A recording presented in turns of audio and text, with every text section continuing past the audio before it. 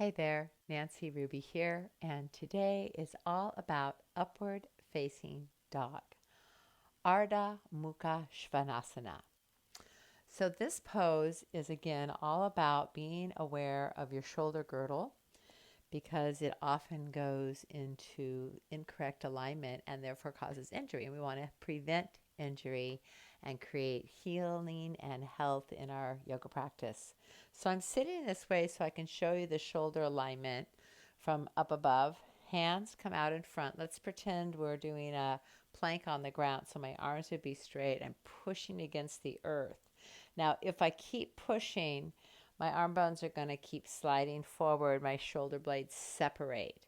So in order to shift that, I'm going to turn my fingers out slightly and I'm going to pull the arm bone back into the shoulder girdle. That lifts my chest by my shoulder blades coming in towards the back of the heart. If I go too far, if I keep going with the chest, I'm going to arch my back. So I have to continually engage the upper abdomen, lower rib cage pulled in, and lift the lower abdomen up. So let's feel that again. The arms go forward. We tend to go towards a cat position or flexion of the spine. That's a destabilization of the shoulder joint. So we want to pull the arm bone back, tone the belly, take the front ribs in, and then draw the shoulder blades. So the arms are going to come closer to you, the hands closer by your shoulder blades hugging into the heart. Okay, you can release your wrists.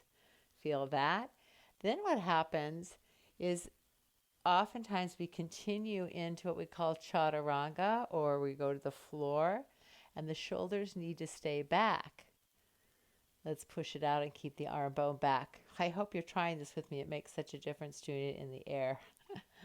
And so as I come back, shoulders stay back, hands are coming closer to the chest. My shoulders stays in that alignment, and when I pull up and I push away, I want to keep that chest open, keep the strength in my back body. So again, the tendency is to lower down, like shoulders forward, and then to push up with a rounded back, and then we got to plunk the shoulders back into position. So better to keep them in space. So hold it again, tone the belly, draw the hands back by feeling the shoulder blades come closer together. Let the movement initiate from your core. And even as you straighten the arms, scoop the belly. Keep the shoulders strong as you push away and avoid going too far. Keep the shoulder blades in towards each other. Now let's try that with a little weight on our arms. Okay, move my block to the side. And actually, I'm going to put a block right down here in front of my belly, my upper belly. Hands in a slightly forward of the shoulders, right? And then as I come forward and bring my chest between my thumbs, I'm pushing up. Now, anybody can do a modified up dog from the knees. So soften the elbows, and then we start to squeeze the shoulder blades together, right? And if I'm going to bend my elbows, I can squeeze my shoulder blades and lower my pelvis, but then I'm going to pull back and straighten the arms. And what I want to do is get my hips a little closer to my wrists. Okay. Pushing up through the hands to lift the belly. Let's round back. Release the wrist joint. So it's a lot on the wrist joint. Good for strengthening.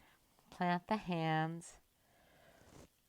Lift yourself to neutral alignment in the spine, then shift the weight forward from the knees, bend the elbows, and let's just do a very gentle chest opener. Shoulders squeeze together, and then come back to neutral. Feel that again. Shoulders squeeze together.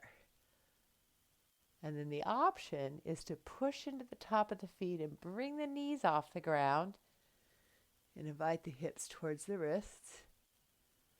Lower the knees, curl the toes, round the back, press the heel of the hand away.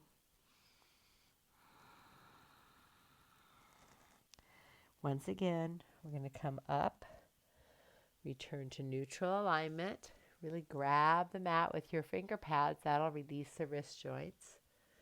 Bringing the weight forward on the hands. Bring your chest right between the thumbs. Okay. And I've got the block here, so you can lower the pelvis towards the block. Roll the chest open. Notice how that feels.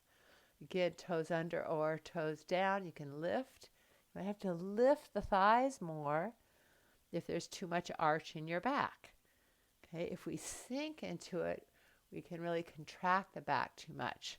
So the energy of the thigh bones are back as the chest goes forward. We're not dropping the legs. We are lowering mindfully, chest wide open. Bringing the chin in makes it easier to lift the torso up. Back again towards child, pressing the heel of the hand away.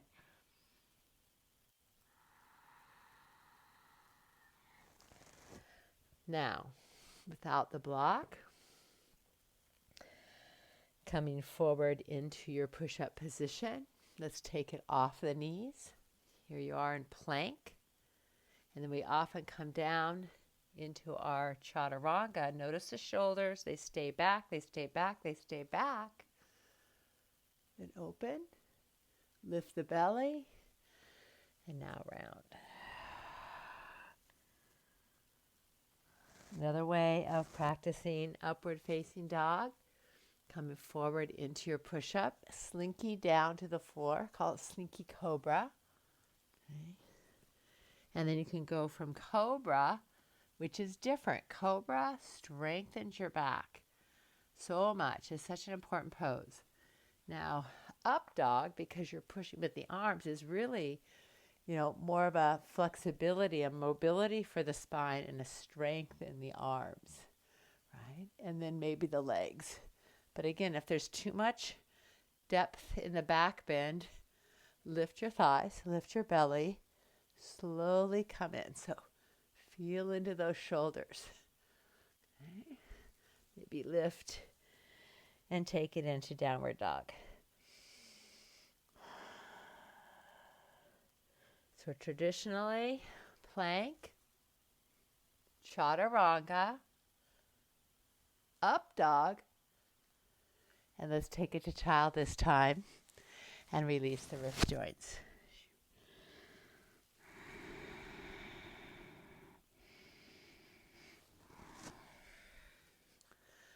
So be aware of up dog being a strong arm practice and a mobility for the spine, whereas cobra is more of mobility for the shoulder and strengthening for the spine. And they're both very important postures, and they are both very different. So enjoy playing with those. And with Urdhva Mukha Svanasana, upward facing dog. Namaste.